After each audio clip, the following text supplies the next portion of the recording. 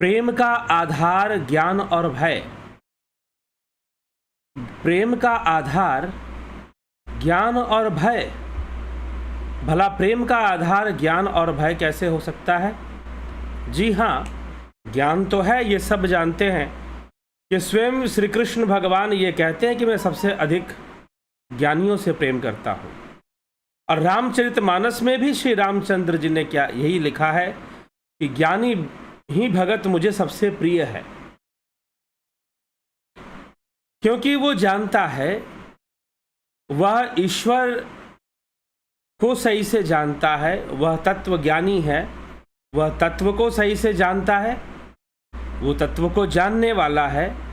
इसीलिए ईश्वर की इच्छा क्या है, उचित क्या है, अनुचित क्या है, इसका विवेक उसके पास सदा बना रहता है। वो हर परिस्थिति में ज्ञान युक्त कर्म ही करता है, हर परिस्थिति में। जैसे हनुमान जी हर परिस्थिति में ज्ञान युक्त कर्म करते हैं, जैसे विभीषण लंका में रहते हुए भी ज्ञान युक्त कर्म करते हैं। क्या करना उचित है, क्या अनुचित है, उनको पता है। नकारात्मक परिस्थितियों में भी वो सकारात्मक कर्म करने का विवेक रखते हैं। नकारात्मक परिस्थितियों में सकारात्मक कर्म करने का विवेक उनके पास है। इसके लिए कोई गुरु या कोई अवतारी पुरुष उनको आकर समझाएंगे, ऐसी उनको आवश्यकता नहीं है। तो वो भली भांति प्रकृति के तत्व को अच्छे से जानते हैं, उस पुरुष के तत्व को भी जानते हैं, परमात्म तत्व को भी जानते हैं।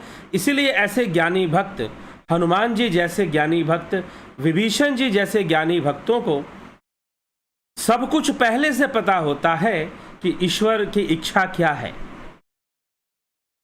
कुदरत क्या चाहती है, क्या होने वाला है। ऐसी बात नहीं कि वो कोई भविष्य वक्ता होते हैं या चमत्कारी बातों को वो जानते हैं, चमत्कार दिखाते हैं, बल्कि उनकी समझ, उनकी अंडरस्टैंडिंग इतनी विकसित हो जाती है, उनकी चेतना इतनी विकसित होती है कि वो स्वयं देख लेते हैं कि क्या करना चाहिए, क्या नहीं, क्या उचित, क्या अनुचित। हर परिस्थिति में, जीवन में आने वाली सकारात्मक नकारात्मक परिस्थितियां बन सकती हैं, जीवन में आने वाली विपरीत और अनुकूल परिस्थितियां बन सकती हैं। लेकिन विपरीत परिस्थितियों में कहां पर कितना निर्णय लेना है, कहां मुष्टिका का प्रहार करना है, कहां हाथ जोड़ना है, कहां गदा उठाना है, उनको भली भांति पता है। किसका त्याग करना है, किसको अपनाना है, वो जानते हैं। इसीलिए वो फिर वैसा ही निर्णय लेते हैं, वैसा ही कर्म करते हैं। तो विभीषण जी भी उसी प्रकार से हैं। तो विभीषण जी ने रावण को बहुत समझाया, मंदोदरी ने भी रावण को बहुत समझाया, और जो सेना थी वो आ गई समुद्र तट पर। हमने ये सारी बातें कल तक श्रवण कर ली हैं। और इस प्रकार से रावण को समझाने पर भी रावण ने क्रोधित होकर विभीषण को लात मारकर निष्कासित कर दिया, राज्य से, राज्य के संपूर्ण अधिकारों से बाहर निकाल दिया। तो फिर अब विभीषण को क्या करना चाहिए? विभीषण यही निर्णय लेते हैं कि मुझे कहाँ जाना चाहिए, तो श्री रामचंद्र जी के पास जाना चाहिए। और विभीषण उधर ही चल पड़ते हैं, श्री रामचंद्र जी के पास ही विभीषण चल पड़ते हैं। अब जब वो श्री रामचंद्र जी के पास विभीषण जाते हैं तो फिर क्या गोस्वामी तुलसीदास जी लिखते हैं, आइए हम उसको देखते हैं। सुंदरकांड के अंतर्गत अस कही चला विभीषण जबहि, अस कही चला विभीषण जबहि, आयुहीन भय सब तबहि, सारे आयुहीन हो गए। साधु अवज्ञा तुरत भवानी, कर कल्याण अखिल कै हानि। साधु अवज्ञा की बात दो बार आई है सुंदरकांड के अंतर्गत। एक जगह पर जब हनुमान जी रावण को समझाते हैं और रावण नहीं मानता है, तो गोस्वामी तुलसीदास जी लिखते हैं, साधु अवज्ञा कर फल वैसा, जरई नगर अनाथ कर जैसा। साधु अवज्ञा कर फल ऐसा, जरई नगर अनाथ कर जैसा। और यहां पर गोस्वामी जी लिख रहे हैं, साधु अवज्ञा तुरत भवानी, कर कल्याण अखिल कै हानि।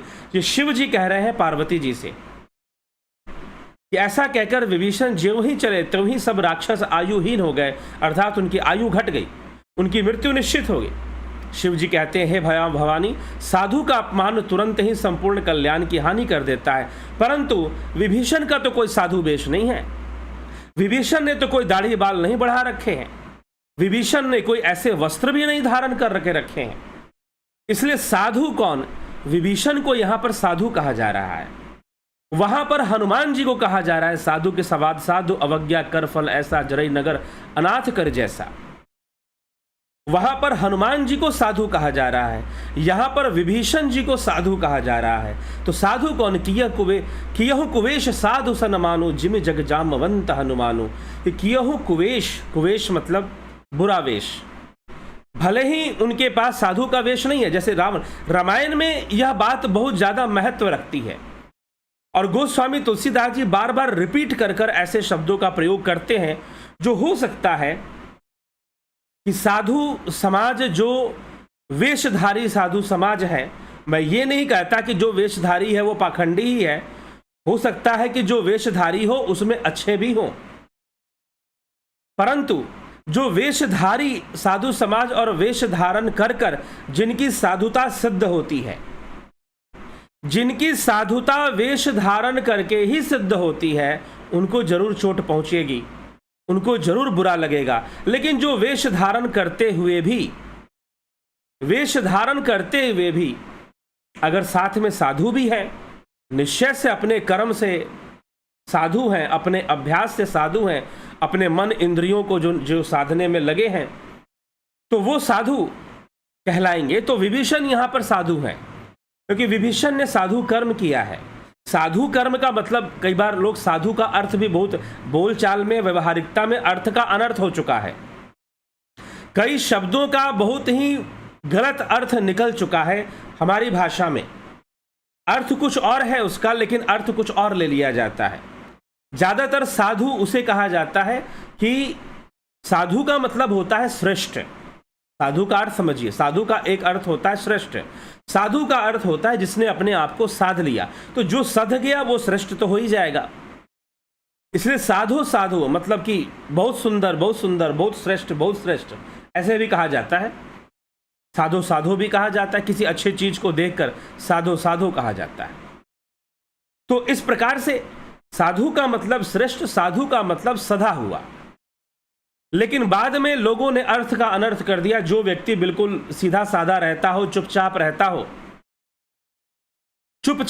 हो, कुछ ना बोलता हो, उसको एक थप्पड़ मार दो तो दूसरा गाल आगे कर देता हो, लोगों ने उसे साधु समझना शुरू कर दिया। क्योंकि ऐसी परिभाषा देने वाले ढोंगी साधु हमारे देश में आए, जिन्होंने समाज के लिए ना कुछ अच्छा किया, ना देश के लिए कुछ अच्छा किया। तो उन्होंने ऐसी परिभाषाएं बना दी और प्रचार कर दिया, और गलती से लोग उनके फॉलोअर बन गए। और जब उनका प्रचार हो गया तो फिर वही समस्या सामने आ गई। इसलिए यहां पर विभीषण जी को साधु कहा जा रहा है। विभीषण का कोई साधु वेश नहीं है। वैसे विभीषण ने कोई दाढ़ी बाल बढ़ाकर या घर त्याग कर कोई ऐसा वेश धारण किया हो, ऐसा नजर नहीं आता। साधु अवज्ञा तुरत भवानी, कर कल्याण अखिल के हानि। साधु अवज्ञा हुई है, साधु का अपमान हुआ है, विभीषण का अपमान हुआ है। लात मारकर लंका से रावण ने निकाल दिया है। तो क्या होगा फिर? रावण जब ही विभीषण त्यागा, भयो विभव बिनु तब ही अभागा। तभी रावण अभागा हो गया, जब से विभीषण को उसने त्यागा। तो किसने किसको त्यागा? क्या विभीषण ने रावण को त्यागा या रावण ने विभीषण को त्यागा? जरा इस पर विचार कीजिएगा। विभीषण ने रावण को त्यागा या रावण ने विभीषण को त्यागा? तो यहां पर सीधा सीधा यह प्रसंग आता है और गोस्वामी तुलसीदास जी साफ साफ शब्दों में लिख भी देते हैं, रावण जब ही विभीषण त्यागा। रावण ने विभीषण का त्याग किया, ना कि विभीषण ने रावण का त्याग किया। तो ये मत कहिए कि विभीषण रावण को छोड़कर राम से जाकर मिल गया, भाई के साथ धोखा कर दिया। बिल्कुल गलत बात है। इस तरह का इंटरप्रिटेशन करने वाले सनातन धर्म विरोधी हैं। वो सही से जानबूझकर गलत अर्थ निकालकर लोगों को बताते हैं। और कई बार जब गलत अर्थ को भी इतने मासूमियत से बताया जाता है तो लोगों के दिमाग में ज़्यादा बैठ जाता है, और लोग फिर सोचते भी नहीं है, हाँ जी गुरु जी तो ऐसे ही प्रवचन में सुना रहे थे कि घर का भेदी लंका डाहे, ऐसा ही प्रवचन सुना रहे थे तो हमने वही मान लिया फिर, और अब तक वही मानते आ रहे हैं। लेकिन रामायण तो पढ़नी चाहिए, मानस तो पढ़नी चाहिए। रावण जब ही विभीषण त्यागा, भयो विभव बिनु तब ही अभागा। रावण ने विभीषण का त्याग किया और विभीषण का त्याग करने से वैभवहीन हो गया। ऐश्वर्यहीन हो गया और अभागा हो गया। ये गोस्वामी जी लिख रहे हैं। चले वो हर्षि रघुनायक पाही, करत मनोरथ बहु मन माही, देखिए जाई चरण जल जाता, अरुण मृदुल सेवक सुखदाता, जे पद परसि तरी ऋष नारी, दंडक कानन पावनकारी। कि चले वो हर्षि रघुनायक पाही, श्री राम जी से मिलने के लिए विभीषण चल पड़े। करत मनोरथ बहु मन माही, मन में बहुत सारे मनोरथ कर रहे हैं, क्योंकि श्री रामचंद्र जी को मिले तो नहीं है कभी, जानते भी नहीं है कि वो कैसा व्यवहार करेंगे।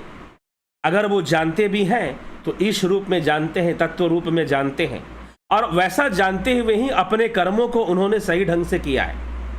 उन कर्मों का ही भरोसा है। विभीषण को किस बात का भरोसा है? अपने कर्मों का भरोसा है, अपने ज्ञान का भरोसा है। उस भरोसे पर विभीषण जी चलते हैं कि उन्होंने लंका में किस प्रकार से अपना जीवन व्यतीत किया है। जैसे दांतों के बीच में जिह्वा रहती है, बेचारी बड़ी बच बच के रहती है, लेकिन फिर भी कभी कभी दांतों के बीच में आकर कभी कभी कटती है, सबको पता है। वैसे विभीषण ने अपना जीवन व्यतीत किया है लंका में। तो लंका में विभीषण का रहना ही अपने आप में एक बहुत बड़ी तपस्या है। वैसे तो विभीषण तपस्वी हैं, उन्होंने कठोर तप भी किया रावण और कुंभकर्ण के साथ, लेकिन फिर भी उनकी एक बहुत बड़ी तपस्या है कि प्रतिकूल परिस्थितियों में नेगेटिव सर्कमस्टेंसेस, नकारात्मक परिस्थितियों में वो रहते हुए अपने आप को अपने धर्म में बनाए रखना, यह बहुत बड़ी वीरता होती है। यह बहुत बड़ी वीरता होती है। ठीक है, यह सबके बस की बात नहीं है कि नकारात्मक परिस्थितियों में, चारों तरफ जहां नकारात्मक माहौल हो और वहां पर भी अपने धर्म को बनाए रखना, यह बहुत बड़ी वीरता होती है, और वो वीरता विभीषण कर चुके हैं। इसलिए विभीषण को अपने कर्म का ही भरोसा है, अपने कर्मों का ही भरोसा है। बाकी तो वो हनुमान जी से मिले हैं और बाकी किसी को वो जानते नहीं हैं। फिर भी मन में मनोरथ बहुत सारे हैं कि राम जी से मिलूंगा तो कैसा व्यवहार मिलेगा, क्या शत्रु का भाई समझा जाएगा, या अंतर्यामी प्रभु अपनी अंतर्यामिता का प्रमाण दे देंगे, क्या होगा। अब जो होगा सो होगा। अब रावण ने मुझे त्याग दिया है, लंका में मैं रह नहीं सकता हूं, तो निश्चय ही अब अगर जीवन का अंत समय भी आ गया है तो उनके दर्शन करके मैं अपने जीवन का त्याग कर दूंगा। इस प्रकार से भी सोचते हुए, अपने कर्मों का भरोसा करते हुए विभीषण वहां से चल पड़ते हैं। आकाश मार्ग से चलकर और पहुंच जाते हैं छावनी पर। तपस्वी थे तो आकाश मार्ग से गमन करना उनके लिए कोई बहुत बड़ी बात नहीं है। देखिए जाई चरण जल जाता, अरुण मृदुल सेवक सुखदाता, जे पद परसि तरि ऋष नारी, दंडक कानन पावनकारी। भगवान कोमल और लाल वर्ण के सुंदर चरण कमलों के दर्शन करूंगा, जो सेवकों को सुख देने वाले हैं। चरणों का स्पर्श पाकर ऋषि पत्नी अहिल्या तर गई, दंडक वन पवित्र हो गया। जे पद जनक सुता उरलाई, कपट कुरंग संग धरधाय, हर उरसर सरोज पद जेई, अहो भाग्य में देखे उतई। मुझे चरणों के दर्शन होंगे, जिन पायन के पादुकनी भर तो रहे मन लाई। भरत ने जिन चरण कमलों के पादुका को ले लिया था, उन चरणों के दर्शन मुझे होंगे। यही विध करत प्रेम विचारा, आयो सपदि सिंधु यही पारा। कपिन विभूषण आवत देखा, जाना को रिपुदूत विशेषा।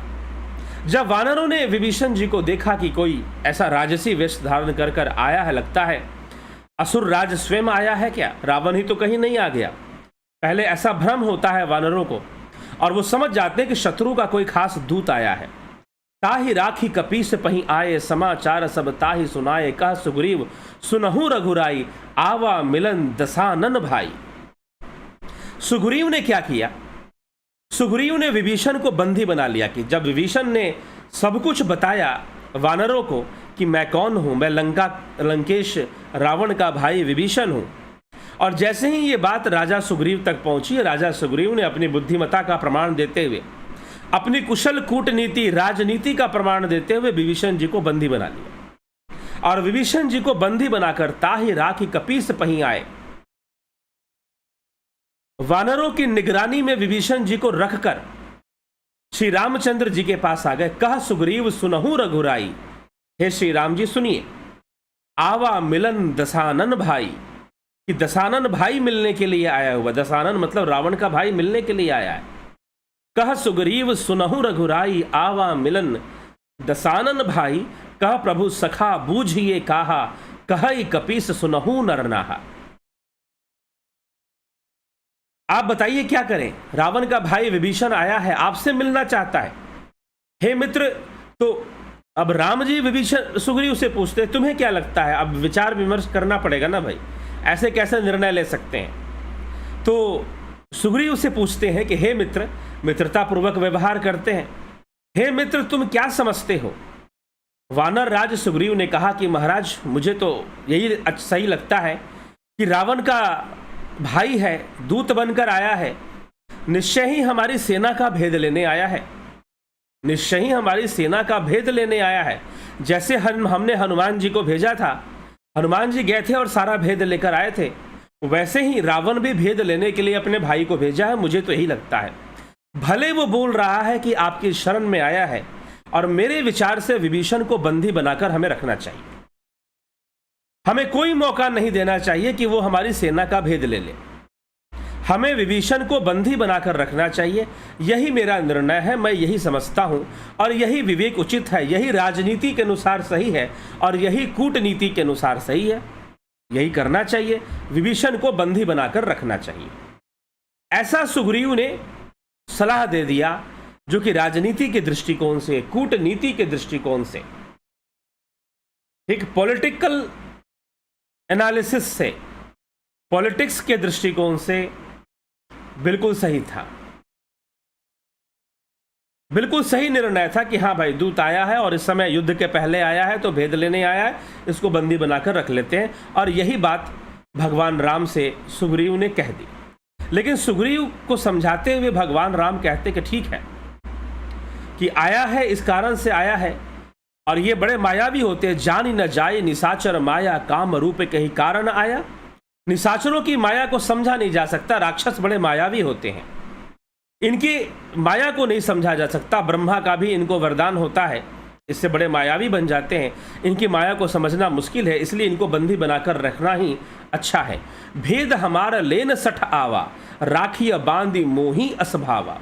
यह मूर्ख हमारा भेद लेने आया, इसलिए मेरी नीति के अनुसार तो इसे बांध कर ही रखना चाहिए, बंदी बनाकर रखना चाहिए। तो राम जी कहते कि हे मित्र, सखा नीति तुम नीक विचारी। श्री राम जी कहते कि बिल्कुल सही बोल रहे हो तुम, सखा नीति तुम नीक विचारी। राजनीति के दृष्टिकोण से तुम बिल्कुल सही बोल रहे मित्र, तुमने नीति तो बहुत अच्छी विचारी है, परंतु ममपन शरणागत भयहारी। लेकिन जो मेरी शरण में आता है, मैं उसके भय का हरण कर लेता हूं, मैं उसको अपने शरण में ले लेता हूं। सुनी प्रभु बचन हर्ष हनुमाना, शरणागत बच्छल भगवाना। और श्री रामचंद्र जी के ये वचन सुनकर हनुमान जी बड़े प्रसन्न हो गए कि हाँ, ये सही निर्णय होगा। भगवान तो शरणागत वत्सल हैं, और निश्चय ही विभीषण शरण में आए हैं, कोई भेद लेने नहीं आए हैं, क्योंकि हनुमान जी पहले ही मिल चुके थे विभीषण से और जानते थे कि विभीषण जी ने कैसे उनकी सहायता की थी लंका में, सीता जी को से मिलवाने में, सीता जी का पता बताने में। शरणागत कहूँ जे तजही निज अनहित अनुमानी, ते नर पावर पाप मैं तिनहि बिलोकत हानि। जो मनुष्य अपने अहित का अनुमान करके शरण में आए हुए का त्याग कर देते हैं, वो पामर पुरुष हैं, मतलब नीच लोग हैं वो, जो अपने शरण में आए हुए का त्याग कर देते हैं, अपमान कर देते हैं। ठीक है। कोटि विप्र बध लाग ही जाहू, आए शरण तजही नहीं ताहू। सन्मुख हो ही जीव मोहि जबही, जन्म कोटि अघनाश ही तबही। करोड़ों ब्राह्मणों का, विप्रों की भी हत्या कर कर यदि कोई मेरी शरण में आ जाता है, तो मैं उसे पाप मुक्त करता हूं। वह मेरी शरण में आ जाए, सन्मुख हो ही जीव मोहि जबही, जन्म कोटि अघनाश ही तबही।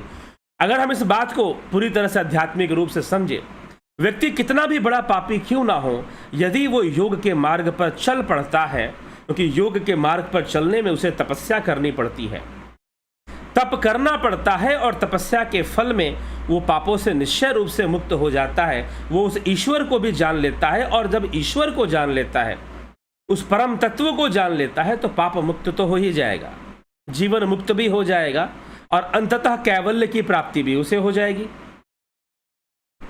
तो इस प्रकार से शरण में आने का भी ये अर्थ है। लेकिन भगवान राम यहां पर कह रहे हैं कि यदि कोई इस प्रकार से मेरे पास आता है, तो मैं उसका कल्याण करता हूं, उसको भी उसके पापों को ना देखते हुए उसका मैं कल्याण करता हूं। तो सन्मुख हो ही जीव मोहि जब ही जन्म कोटि अग नास ही तभी पाप वंत कर सहज स्वभाव भजनु मोर तहि भाव न काऊ। पापी का यह सहज स्वभाव है कि मेरा ध्यान करने के अलावा और कुछ उसके पास है नहीं। जो पापी हैं उनको मेरा भजन, मेरा ध्यान कभी उनसे होगा ही नहीं, उनको मेरा भजन सुहाता ही नहीं है, वो कभी ध्यान कर ही नहीं पाएंगे, क्योंकि उनका मन हमेशा विचलित रहेगा, पापमय रहेगा और दुखमय रहेगा।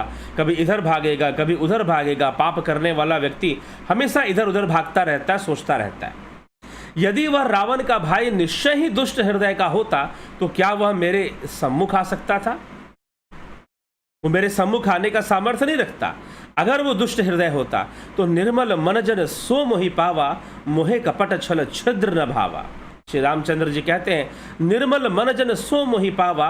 ईश्वर तक कौन पहुंच पाएगा? जिसने अपने मन को निर्मल कर लिया है, जो निवृत्ति हो गया है, अर्थात वृत्ति निरोध कर लिया है जिसने।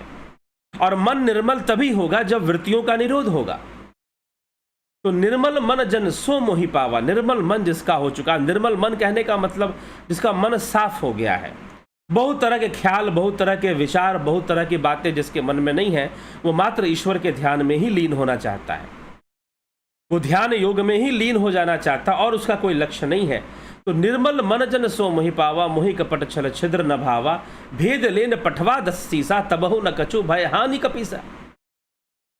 यदि भेद भी लेने भेजा है, यदि भेद लेने भी भेजा है तो मेरी कोई हानि नहीं हो पाएगी। वो मेरा क्या भेद ले लेगा?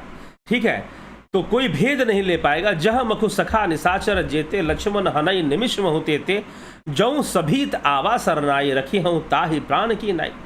क्योंकि हे सगे जगत में जितने भी राक्षस हैं, लक्ष्मण क्षण भर में उसको मार सकते हैं। अगर उसने मेरा भेद ले लिया या मेरा कुछ अहित कर दिया या फिर षड्यंत्र रचकर आया है और मुझे मारता है तो लक्ष्मण पर्याप्त हैं। जगत भर में राक्षसों को मारने के लिए लक्ष्मण जी अकेले पर्याप्त हैं। ठीक है, मार सकते हैं। यदि वह भयभीत होकर मेरी शरण आया है तो मैं उसके प्राणों को रखूंगा, लेकिन यदि वो भयभीत होकर मेरी शरण में आया है तो मैं उसकी रक्षा जरूर करूंगा। यह मेरा कर्तव्य बनता है। उभय भाति तेहि आनहु हंसी कह कृपा निकेत जय कृपाल कही कपि चले अंगत हनु समेत। तब अंगद और हनुमान सहित सुग्रीव जी कपालो श्री राम जी की जय कहते हुए वहां से चल पड़ते हैं और विभीषण जी को ले आते हैं श्री रामचंद्र जी के सामने। सादर ते ही आग करी बानर चले जहां रघुपति करुणा कर दूर ही ते देखई दऊ भ्राता नयना आनंद दान के दाता। सम्मान के साथ विभीषण जी को लाया गया, लेकिन सम्मान भी कितना? अभी वानरों को पता नहीं है कि विभीषण का कितना सम्मान होने वाला है। फिर भी सुग्रीव जी को राम जी ने समझाया है तो कहते ठीक है भाई, वो शरण में आया है, बोल रहा है और श्री रामचंद्र जी को कोई दिक्कत नहीं है, तो उसको ले आते हैं। तो विभीषण ने दूर से ही देखा और आंखों में आंसू आ गए। बहुरी राम छवि धाम बिलो की रहे ठटुकी एक टक पल रोकी भुज प्रलंब कंजारुन लोचन श्यामल गात प्रणत भय मोचन। राम जी को देखकर विभीषण के नेत्रों में आंसू आ गए और आंसू लाकर नाथ दसानन कर मैं भ्राता निश्चर वंश जन्म सुरत्राता। मैं अपना परिचय दिया विभीषण ने कि हे नाथ, मैं दसानन का भ्राता हूं, मैं भाई हूं। कभी छुपाने का प्रयास नहीं किया कि मैं कौन हूं। हनुमान जी यही तो देख रहे थे कि विभीषण जिस वेश में मुझे मिले थे उसी वेश में आए। नाथ दसानन कर मैं भ्राता, मैं रावण का भाई हूं, दसानन का भाई हूं। निशिचर वंश जन्म सुरत्राता, निशिचर राक्षस कुल में मेरा जन्म हुआ है। मेरा तामसी सुर है, शरीर है, यद्यपि राक्षस कुल है नहीं, क्योंकि पहले ही रामचरितमानस में पुलस्त्य कुल लिखा गया है, लेकिन फिर भी रावण के साथ जन्म होने के कारण अपने आप को विभीषण राक्षस ही मानते हैं और बार बार अपने आप को तामसी कहकर श्री रामचंद्र जी के चरणों में अपना सर नवाते हैं। तो मेरा तामसी शरीर स्वभाव से ही मुझे पाप प्रिय है, क्योंकि पहले ही रावण को पुलस्त्य कुल में जन्म बता दिया गया है। तुलसीदास जी ने स्वयं बताया, एक बार नहीं कई बार बताया है।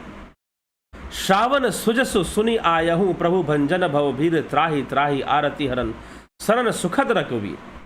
और इस प्रकार से आकर रघुवर मेरी रक्षा कीजिए, शरणागत को शरण दीजिए, ऐसी बात विभीषण ने रखी। अस कही करत दंडवत देखा तुरंत उठे प्रभु हर्ष विशेषा दीन बचन सुनी प्रभु मन भावा भुज विशाल गही हृदय लगावा। और हृदय से विभीषण को लगा दिया और जैसे ही विभीषण आए श्री रामचंद्र जी ने कहा कि कहू लंकेश सहित परिवारा, कुशल कुठाहर बास तुम्हारा। अनुज सहित मिल ढिग बैठारी, बोले बचन भगत भयहारी। छोटे भाई लक्ष्मण जी सहित गले मिलकर अपने पास बैठाकर, अपने बराबर में बिठाकर विभीषण जी से कहते हैं कि कहू लंकेश सहित परिवारा, लंकेश परिवार सहित अपना कुशल कहो। तुम्हारा निवास बुरी जगह पर है, कुशल कुठाहर बास तुम्हारा।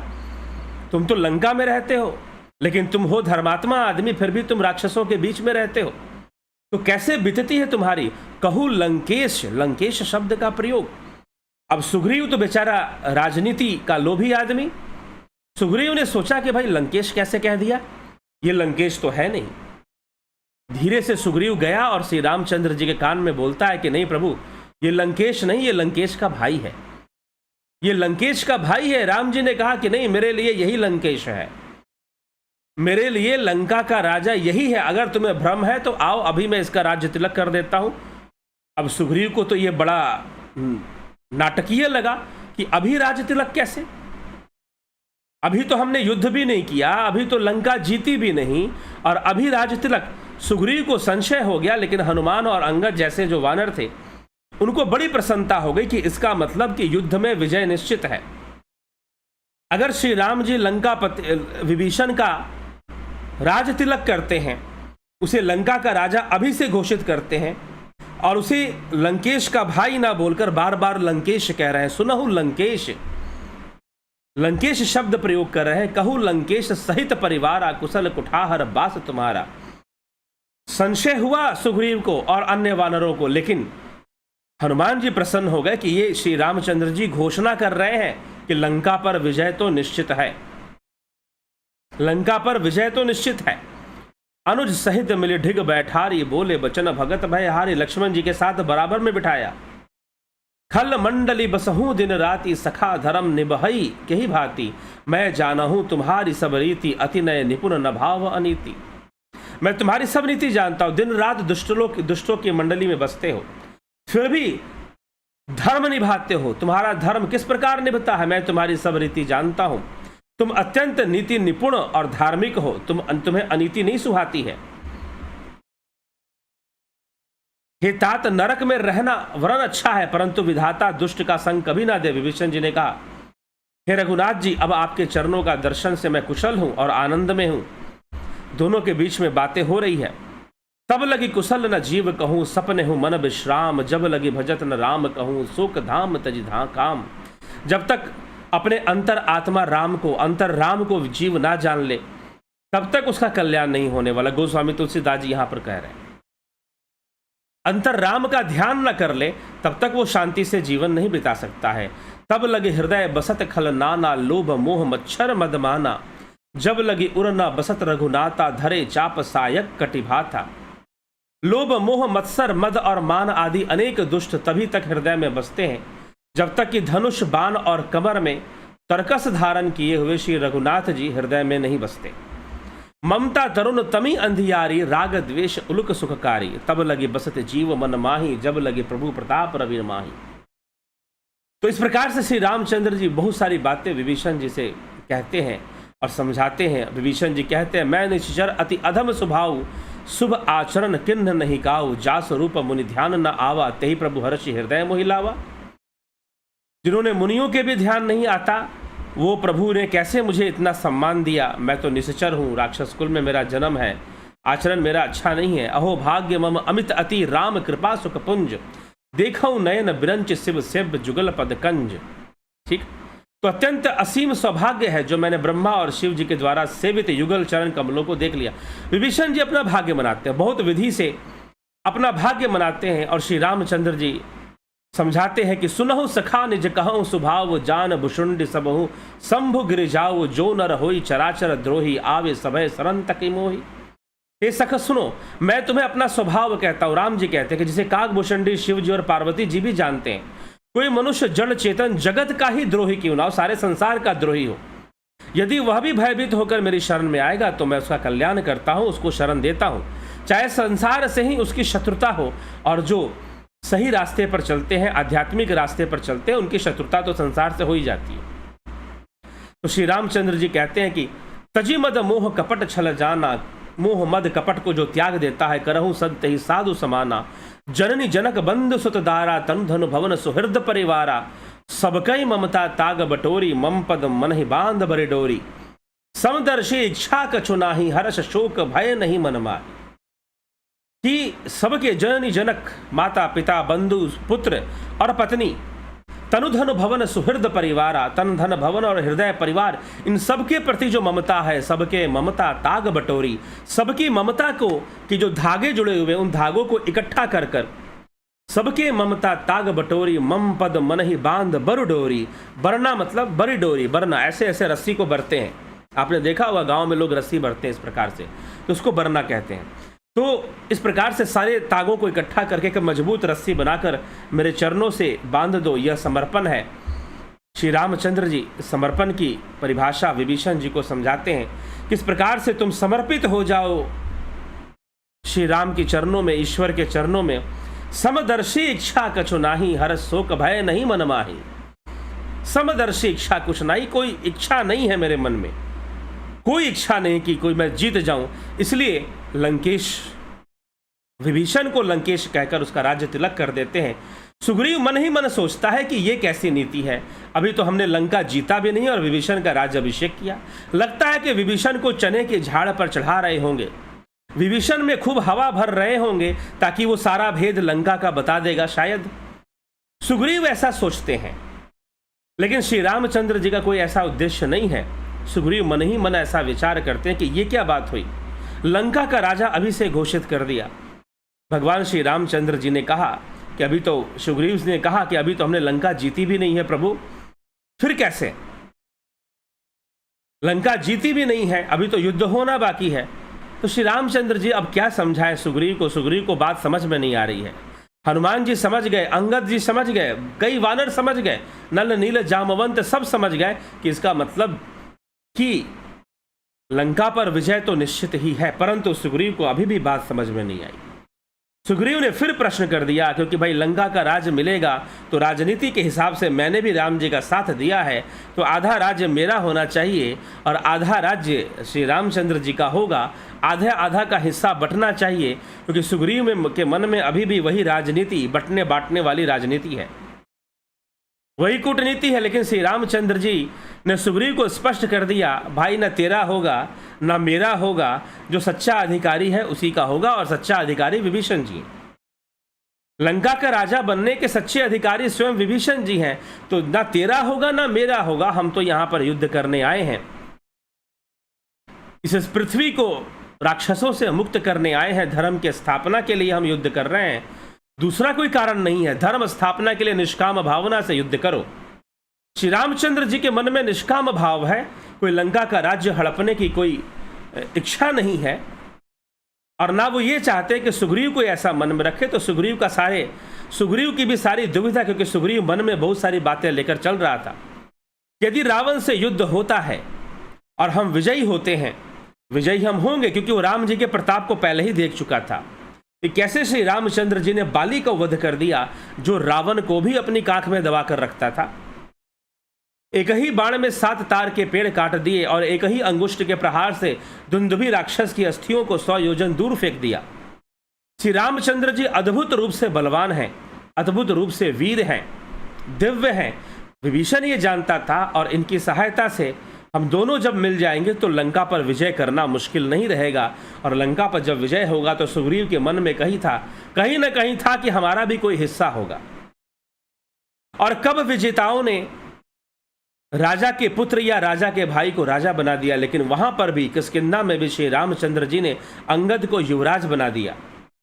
और यहां विभीषण को अभी लंका जीती भी नहीं है कि विभीषण को लंकेश बना दिया, विभीषण को लंकापति बना दिया।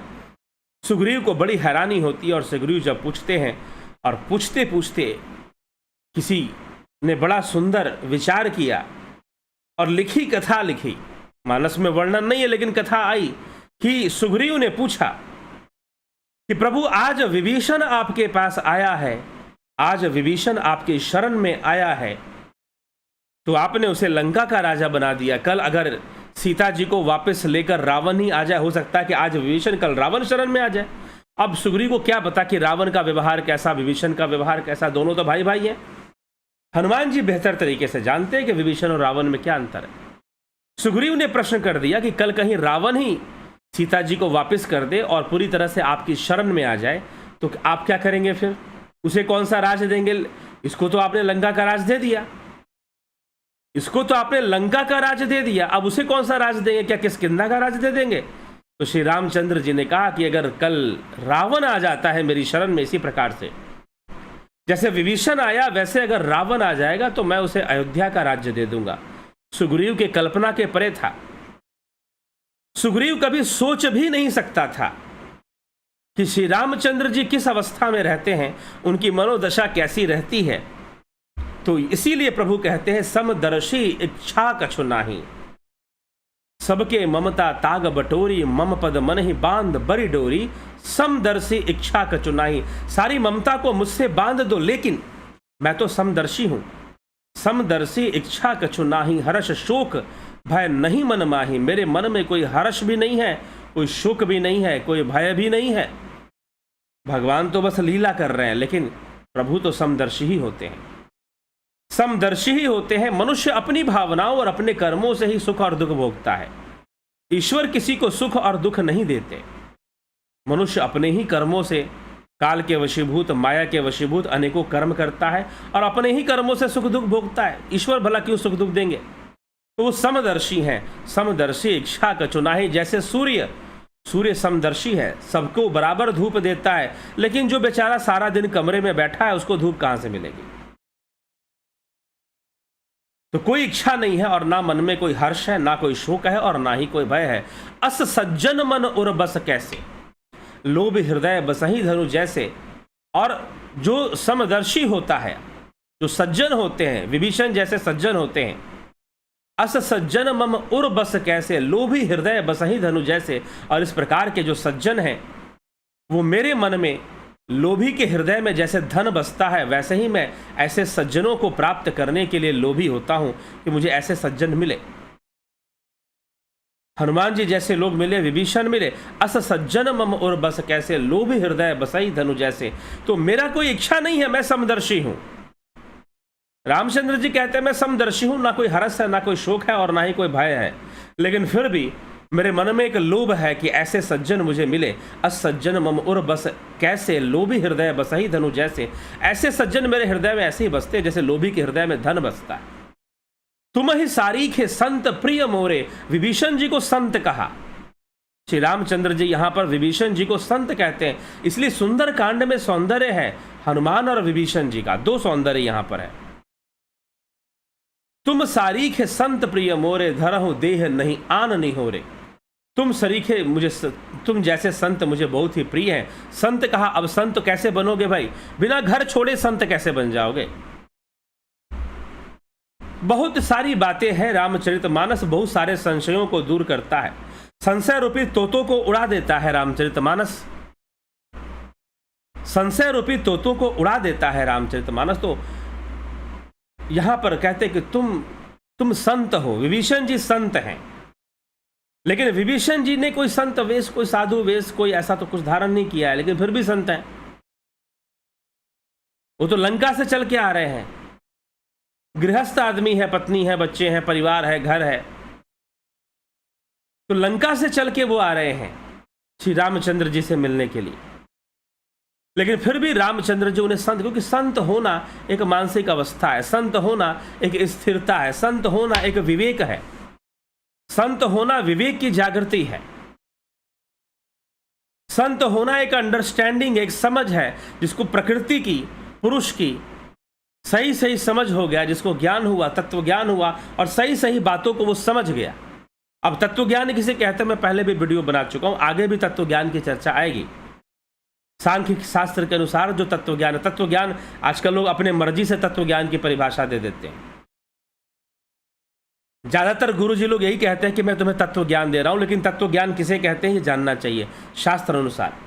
और तत्व ज्ञान से एक समझ पैदा होती है प्रकृति के प्रति, पुरुष के प्रति। प्रकृति के 24 तत्वों का वर्णन आता है, उनको जान लेना, और फिर अंतिम तत्व 25वां तत्व पुरुष को, चेतना को जान लेना, परमात्म तत्व को जान लेना, ये तत्व ज्ञान होता है। लेकिन जिन्होंने कुछ जाना नहीं, वो जानने का भी दावा कर देते हैं और कह देते हैं कि हमारे गुरु जी ने तत्व ज्ञान दिया, क्योंकि तत्व ज्ञान श्रेष्ठ ज्ञान है। लेकिन तत्व ज्ञान किसे कहते हैं, इस पर कभी अनुसंधान ही नहीं किया, ना गुरु जी ने किया, ना चेले ने किया। और चेले भ्रम पाल के बैठे हुए कि उनको तत्व ज्ञान हो गया, चेले भ्रम पाल के बैठे हुए कि उनको ब्रह्म ज्ञान हो गया। यही समस्या है। और गुरुडम यही काम करता है, आपको सुपीरियरिटी कॉम्प्लेक्स दे देता है, लगता है कि आप बहुत बड़े ज्ञानी हो गए, जबकि आप है कुछ भी नहीं। लेकिन उस माहौल में, गुरु के चेलों के माहौल में आप अपने आप को ज्ञानी समझ बैठते हैं और वहीं पर आपका विकास रुक जाता है, आध्यात्मिक उन्नति वहीं रुक जाती है। तो श्री रामचंद्र जी यहाँ पर संत कह रहे हैं। संत मतलब जो ज्ञानी है, जो समझदार है, विवेकी है। विभीषण जी इस प्रकार से संत हैं, और संत को हम कभी धोखेबाज नहीं कर सकते, संत को हम घर का भेदी लंका ढाए वाली बात नहीं कह सकते, ठीक है। तो इस प्रकार से तुम सारीखे संत प्रिय मोरे, धरहु देह नहीं आननी हो रे। सगन उपासक परहित निरत नीत दृढ़ नेम, ते नर प्राण समान सम जिनके द्विज पद प्रेम। जो सगुण भगवान के उपासक भी हैं और दूसरों के हित में भी लगे रहते हैं, नीति और नियमों में। ये तुलसीदास जी अपनी बात यहाँ लिख रहे हैं कि दृढ़ और जिन्हें ब्राह्मणों के चरण प्रेम है, वे मनुष्य मेरे प्राण के समान है। सुनु लंकेश सकल गुण तेरे। सुनु लंकेश, बार बार श्री रामचंद्र जी विभीषण को लंकेश लंकेश लंकेश कहकर ही बुलाते हैं। सुनु लंकेश सकल गुण तोरे ताते, तुम अतिशय प्रिय मोरे, तुम मुझे बहुत ही प्रिय हो।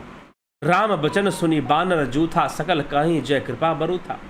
श्री राम जी के वचन सुनकर सब बानरों के समूह कहने लगे, कृपा के समूह श्री राम जी की जय हो। जय श्री राम का जय घोष सारे लोग करने लगे। सुनत विभूषण प्रभु के बानी, नहीं अघात श्रवणामृत जानिए, पद अम्बुज कही बारही बारा, हृदय समात न प्रेमु अपारा। प्रभु की वाणी सुनकर विभीषण के कानों के लिए अमृत जानकर विभीषण जी अघाते नहीं हैं। वे बार बार श्री राम जी के चरणों को, कमल को पकड़ते हैं और अपार प्रेम है और हृदय में समाता ही नहीं है। बहुत प्रेम है विभीषण जी के मन में।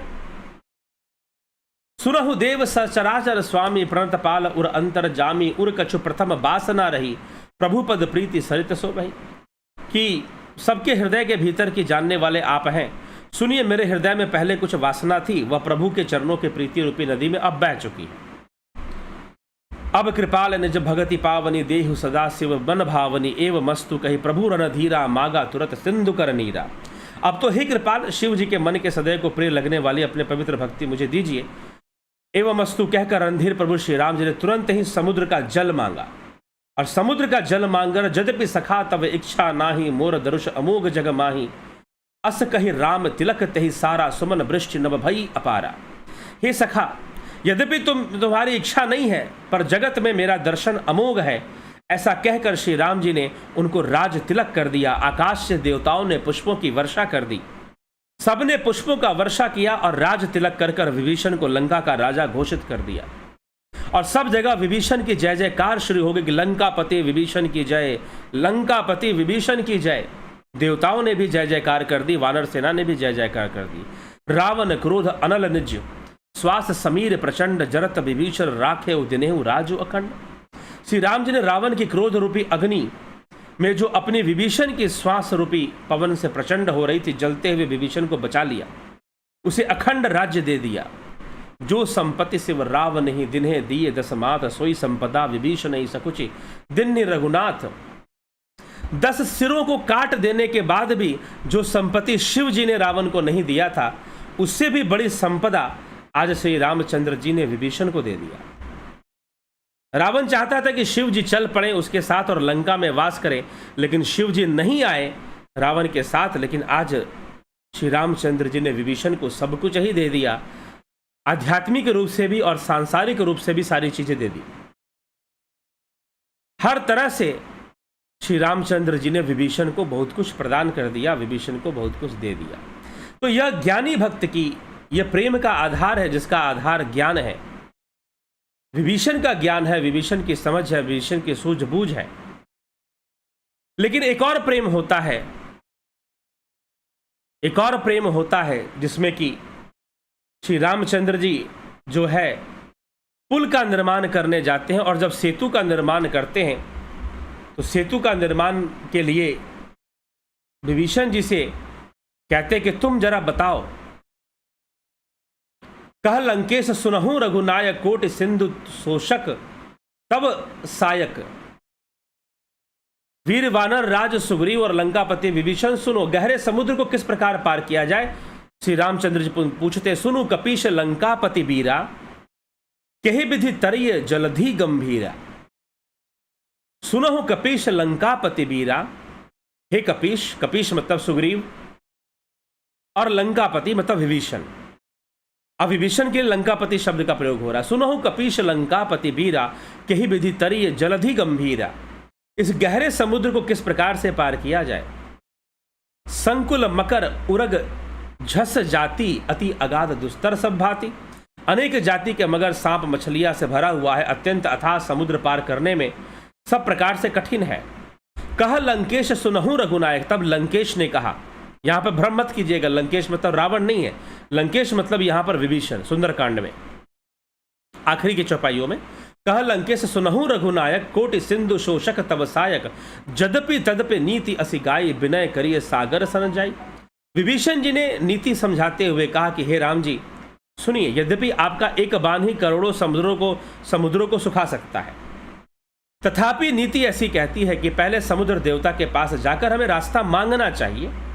प्रभु तुम्हार कुल गुरु जलधि, अहि उपाय विचारी, बिन प्रयास सागर तरही, सकल भालु कपिधारी।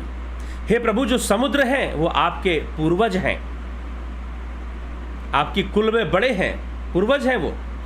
वे विचारक उपाय बता देंगे, तब ऋक्ष और वानरों की सारी सेना बिना ही परिश्रम के समुद्र के पार उतर जाएगी, बिना परिश्रम के उतर जाएगी। बड़ा विचित्र लगा सबको ये बात। अगर क्यों भाई, अब पूर्वज कैसे हो गए? पूर्वज हैं और आपकी बात मान जाएंगे। पूर्वज क्यों कहा? क्योंकि एक रघुकुल में इक्ष्वाकु वंश में रघुकुल में एक राजा हुए जिनका नाम था सगर। तो राजा सगर ने बहुत कठोर तपस्या की थी और सागर का निर्माण किया था, इसलिए समुद्र देव को यहां पर पूर्वज कहा जा रहा है। सखा कही तुम नीति उपाय, करिय दैव जो होई सहाय, मंत्र न यह लक्ष्मण मन भावा, राम बचन सुनी अति दुख पावा। सखा कही तुम नीति उपाय, आप अच्छी नीति को अपनाइए और देवताओं से एक बार प्रार्थना कर लीजिए। लेकिन लक्ष्मण जी को यह नहीं भाया। मंत्र न यह लक्ष्मण मन भावा, यह सलाह लक्ष्मण जी के लिए मन को अच्छी नहीं लगी। श्री राम जी के वचन सुनकर तो उन्होंने बहुत ही दुख पाया। नाथ दैव कर कवन भरोसा, सोशिय सिंधु करिय मन रोसा, कादर मन कहु एक आधारा, दैव दैव आलसी पुकारा। लक्ष्मण जी ने कहा कि हे नाथ, देव का कौन भरोसा, देवता तो वैसे भी रावण के वश में है, देवताओं का कौन सा भरोसा। मन में क्रोध कीजिए और समुद्र को सुखा डालिए। यह दैव तो कायर के मन का एक आधार है कि लोग दैव दैव कहकर संसार की चीजें मांगते हैं देवताओं से। ये कायरों का काम है, बुज़दिलों का काम है। हम तो क्षत्रिय हैं, हम बाण मारते और समुद्र सूख जाएगा और सारी सेना लंका पहुंच जाएगी। सुनत बिहसी बोले रघुबीरा, ऐसा ही करब धरहूं मन धीरा। अस कही प्रभु अनुजहि समुझाई, सिंधु समीपे गए रघुराई। यह सुनकर श्री रघुवीर हंसकर बोले, ऐसा ही करेंगे, मन में धीरज रखो। ऐसा कहकर छोटे भाई को समझाकर प्रभु श्री रघुनाथ जी समुद्र के समीप आए और जैसा कहा गया था, विभीषण जी ने जैसा कहा था वही करते हैं। प्रथम प्रणाम किन्ने सिरुनाई, बैठे पुनि तट दर्भ डसाई, जब ही विभूषण प्रभु पही आए, पाछे रावण दूत पठाए। उन्होंने पहले सिर नवाकर प्रणाम किया और फिर किनारे पर कुश बिछाकर बैठ गए और प्रार्थना करने लगे समुद्र देव से। लेकिन कहते हैं कि समुद्र उठते नहीं है, 3 दिन बीत जाते हैं। तब श्री रामचंद्र जी कहते हैं, समुद्र की मूर्खता देखकर, अभी आगे हम इसका वर्णन करेंगे, तो जल दिन मानत जलद जल गए, 3 दिन बीती, बोले सकोप राम तब भय बिनु होय न प्रीति। भय बिना प्रेम नहीं होता ऐसे लोगों को जो दुष्ट प्रवृत्ति के हैं। लेकिन यह एक अलग प्रसंग है, हम इस प्रसंग की चर्चा अलग से अवश्य करेंगे। तो भय के बिना, लेकिन यहां पर दूसरा आधार, 2 प्रकार का प्रेम है, एक विभीषण का प्रेम है और एक समुद्र देवता का प्रेम है श्री रामचंद्र जी के प्रति। एक विभीषण का प्रेम है और एक समुद्र देवता का प्रेम है। तो जो विभीषण का प्रेम है वो ज्ञान के कारण है और जो समुद्र देव का प्रेम है वो भय के कारण है। भय बिनु होय ना प्रीति, भय के बिना प्रेम नहीं होता है। तो कैसे भय के बिना प्रेम नहीं होता है, समुद्र देवता कैसे प्रकट होते हैं, और क्या क्या इसमें घटनाएं आती हैं। फिर लंका रावण अपने दूतों को भी भेजता है कि जाओ पता लगा कर आओ, इनके पीछे पीछे जाओ और सारी घटना पता लगाओ क्या चल रहा है। गुप्तचर भेजता है रावण, उनकी भी कथा आती है। और फिर समुद्र देवता को किस प्रकार से श्री रामचंद्र जी दंडित करते हैं और वो क्या क्या वचन बोलता है, कैसी कैसी बातें कहता है, उन सब पर हम चर्चा करेंगे। ठीक है, आगे बढ़ते हुए क्रम में उन सब पर चर्चा होगी। तो चलिए अभी जो है विराम की ओर चलेंगे। आपके कमेंट्स भी हैं, उनको भी थोड़ा देखेंगे, क्या आप कहते हैं क्या नहीं कहते हैं। तो संत कुमार भाटी जी, कमलेश खैरनर जी, भरत छबलानी जी, जगत नारायण जी, हरीश टंगवाल जी, गोविंद प्रसाद नीमा, उत्कर्ष तिवारी 1988, अवनी प्रधान, विनोद कुमार सूद, सविता नायक,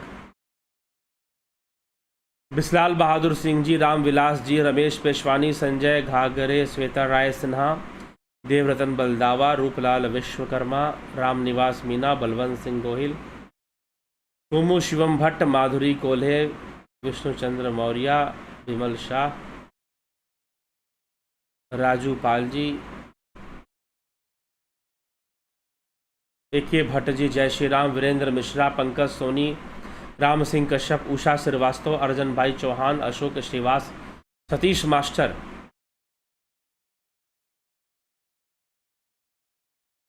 रचना आर.के. गंभीर शाह, मिस्टर लवलेश, भगवती यादव, कुंभराम, चंद्र कुमार साहू, अनिल कुमार,